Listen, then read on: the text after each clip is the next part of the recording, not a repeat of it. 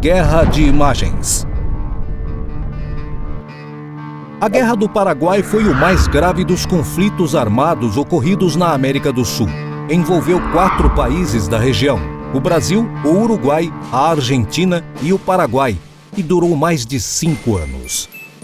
Os alunos brasileiros das décadas de 1980 e 1990 aprenderam na escola e nos livros escolares que a principal responsável pela Guerra do Paraguai tinha sido a Inglaterra.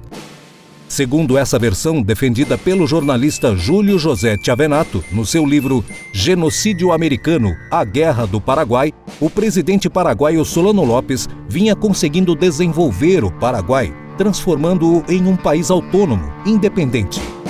Isto incomodou a Inglaterra, que via no Paraguai de Solano Lopes uma ameaça aos seus interesses na América do Sul. Por isso, jogou o Brasil e a Argentina contra o Paraguai, a fim de que o destruíssem. O passado, como se sabe, não muda, mas o conhecimento sobre o passado está em permanente transformação. No ano de 2002, um livro do historiador Francisco Doratiotto, chamado Maldita Guerra, Nova História da Guerra do Paraguai, revolucionou o nosso conhecimento sobre a Guerra do Paraguai. Com base nos conhecimentos históricos apresentados, Doratiotto conseguiu mostrar que a Guerra do Paraguai foi provocada pelos próprios sul-americanos, que lutavam entre si pelo controle dos rios, das terras e, sobretudo, do poder na América do Sul.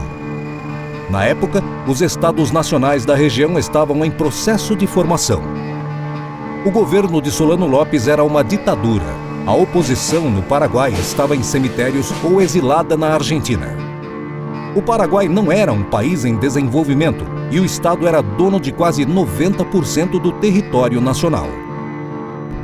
Enquanto a Guerra do Paraguai se desenrolava nos campos de batalha, a imprensa brasileira travava uma guerra contra a imprensa do Paraguai, uma guerra de imagens, uma luta de representações.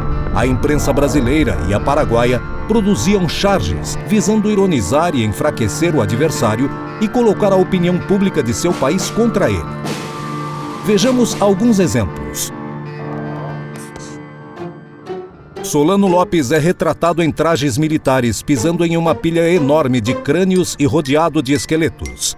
Ele tem uma espada na mão direita e uma cabeça sangrando na mão esquerda.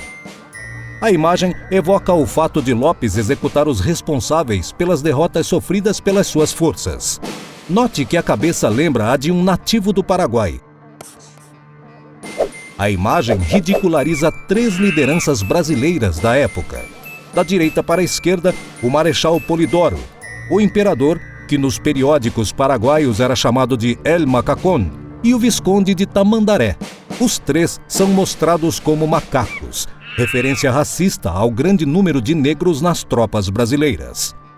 Por meio da comparação dessas duas charges, podemos perceber a forma como a mídia dos 2 países buscava, por meio de imagens grotescas, ridicularizar e desgastar o seu oponente. A guerra, como se sabe, foi vencida pelos aliados, Brasil, Argentina e Uruguai, e teve um impacto diferente para cada um dos países envolvidos. Para o Paraguai, a guerra foi um desastre. Segundo o historiador Ricardo Salles, a guerra matou 95% da população masculina do país. Além das mortes em combate, muitos civis e militares morreram por causa de epidemias como a cólera, das más condições de higiene e de habitação e da fome.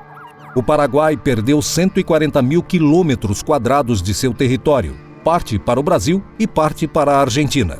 Economicamente saiu fragilizado, o que teve implicações que se estendem até os dias atuais. O Brasil incorporou territórios, garantiu a ligação fluvial com o sul de Mato Grosso e conservou a liderança na região. Mas tudo isso a um custo muito alto. Os dados oficiais falam em 23.917 mortos em combate, mas há estudos que estimam em 100 mil entre civis e militares. Os gastos com a guerra foram altos e ocorreu uma aceleração da dívida externa brasileira por causa dos empréstimos contraídos com os banqueiros ingleses. A Argentina, que possuía na época 1,5 milhão de habitantes, perdeu 18 mil soldados no conflito. Já o Uruguai foi o país que menos teve perdas.